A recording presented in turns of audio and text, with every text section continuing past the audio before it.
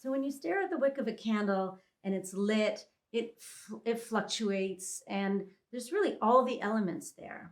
So to bend, to shape, and to spark. That's how I define the word witch. Welcome to Sharing with Susan B.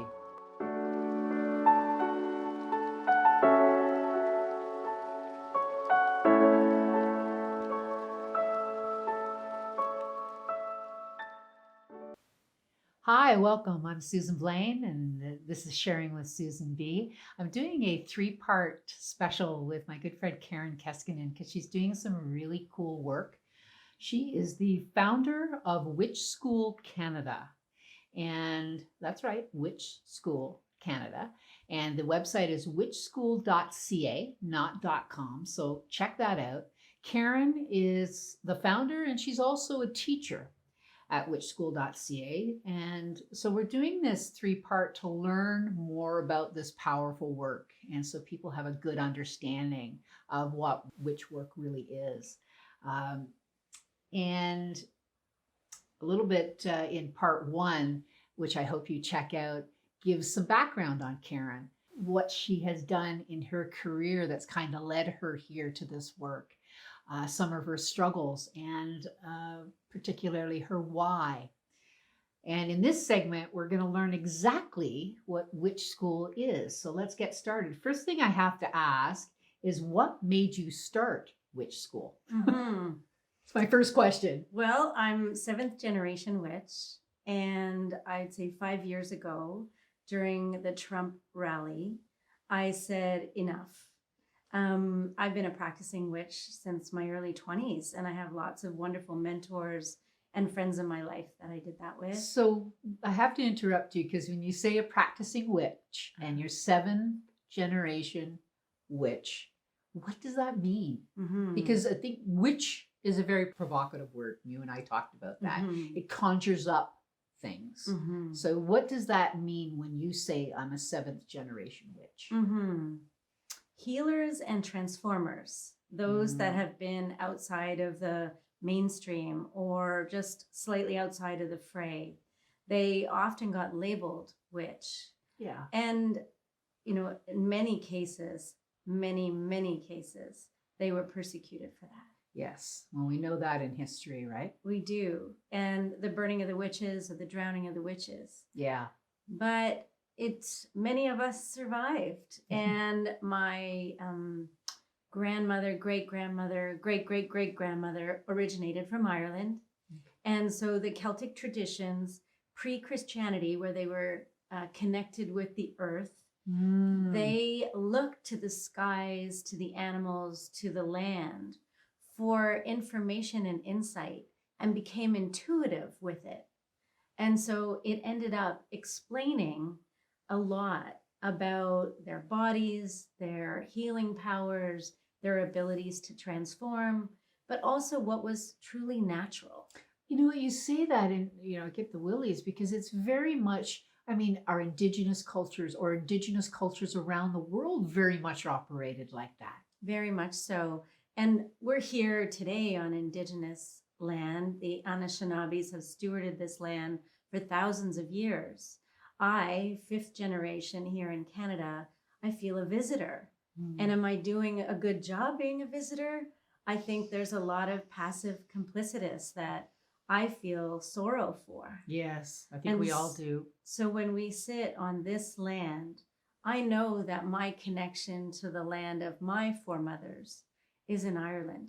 And that's the Indigenous traditions that I feel connected to. Are they similar? So much is similar. Yes. Fundamentally, right? Fundamentally, we honor the four directions, the elements, earth, air, fire, and water, and making spirit.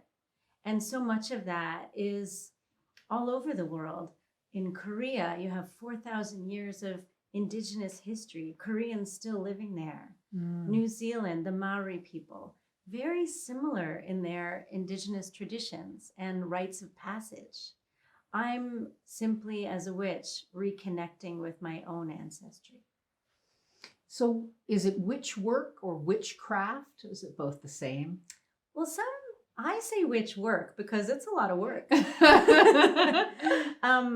There is witchcraft, and that is just utilizing some of the tools necessary to gain insight or intuition building. Is that how you would define the word witch? How would you define it? Well, at witch school, we define it similar to the wick of a candle. So when you stare at the wick of a candle and it's lit, it fluctuates, and there's really all the elements there. So to bend, to shape, and to spark. That's how I define the word witch. That's bend, not universal. To shape, and to spark. So sometimes bending means we have to look at situations and adjust. Oh, do we ever? Right. And to have the intuition to know how to or what to. To spark may mean to spark change, transformation. Be a rebel. Speak your mind. Again, that has been persecuted. Well, let's talk a little bit about that, the history of witch work and what happened. And I wrote down here because I really feel like, was it the suppression of femininity? Was that a part of it? What happened in history? Mm-hmm. Yeah, the suppression of the natural state. And so there's so much mystery about the world that we're living in. You know, the fact that we give birth, it's kind of mysterious in a sense, right? We become pods, and and there's a lot that we don't understand, and we may never understand, certainly not in my lifetime. And so by living in this world at this time, we so often want to make sense of everything. And I believe in science. Yes. I'm very pragmatic, and I take Advil when I have a headache. But I know that there's complements to that. And I have to trust my intuition better to get to better answers. And that's a lot of the witch work that we do, is developing and enhancing our own intuition based on the elements in the world, the weather, the change of seasons, what is happening in nature, in Mother Earth, that's also happening in our bodies and in our own psyches. So it's very much intuition, working with the natural elements. You know, I know there's a story, if you can share really quickly, about the pointed hat, because, you know, we have these sort of stereotypes, right? About witches: pointed hat, the green face, the moles, stirring this, you know, spell casting, black magic. Misinterpretation. And misinterpretation was created to serve a patriarchal, civil, quote unquote, society. So to keep everyone in line, it was useful to create fear. And who would you apply fear to? Something you don't understand. Oh my gosh, that's just repeating itself over and over again in history, isn't it? It really is, yeah. So the pointed hat. Yes, the pointed hat story. I love it. Okay, so believe it or not, it was women that brewed beer, and they would take it to market. And of course, people would drink it and they would feel a little drunk. They would feel a little... It's like magic. Like a magic potion, like an elixir. Oh my gosh. And so the pointed hat was a way for the women brewmasters in the markets to be noticed above the crowd. And there they would have their product, their beer that they would sell out in the open market. But you could see them and point them out because they had these tall, pointy hats. Isn't that interesting? What about black magic versus white magic? I mean, that's, I think when people think witch, there's a part of it that is, you know, evil or black magic. Yeah. You know, those interpretations have served a hierarchy and a patriarchy and a series of religions that needed to take over the world. And when we look at witchcraft and witch work, it really is the natural world and believing in our interdependency within that natural world. And so when you're trying to build empires, as has happened throughout history and today, Yeah. the best thing you would do is control the fringe. And so if you can control nature, then you can create fear. And when you create fear, you can control people. Wow. And we see that alive and well. And we see it in the Today. way that we've taken care of the climate and the earth Mm. and in our own health. We are living in a pandemic. It's so true. You know, so you started witch school because you wanted to honor your heritage, and why else? It was a Trump rally, and the crowd was incited to say, lock her up, lock her up. And that tripped a wire in me, a deep ancestral wire, because sure enough, it was Hillary Clinton and something about emails and servers, etc. Yes, But it was oh, about yes. mistrust. And the fact that the mob, the crowd, was so easily able to roll that sentence out. It's almost like it lived in their bones somewhere to persecute a woman that they didn't understand, a powerful woman that may have made mistakes. It doesn't Who matter. hasn't? But by persecuting her in an open way, that it drove me to imagine what's going to happen. Because this kind of mistrust of women and women who are powerful, whether you're beautiful, you're wise, you're a leader, what's going to happen? How is that going to cascade in society? And I got afraid. I said to my elders, women who have trained me and taught me the feminist movement, third wave, what can we do?